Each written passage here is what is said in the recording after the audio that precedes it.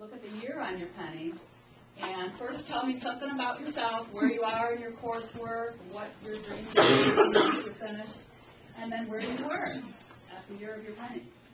So, I'm going to start here. And sometimes you were probably, you guys may not have been born. My name's Elise, and I'm a junior getting my bachelor's in early childhood. I had my associate's already a few years ago and lost my job, and I'm now going back. And 2003 was a good year. I was getting a divorce that year. But everything happens for the best.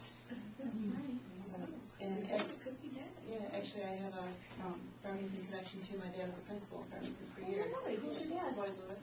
Lloyd is your dad? Oh my gosh, I met Lloyd the first day I was in Farmington, and he was my buddy.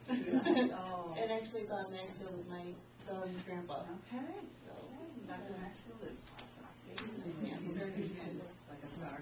He's funny. Yeah. Hi.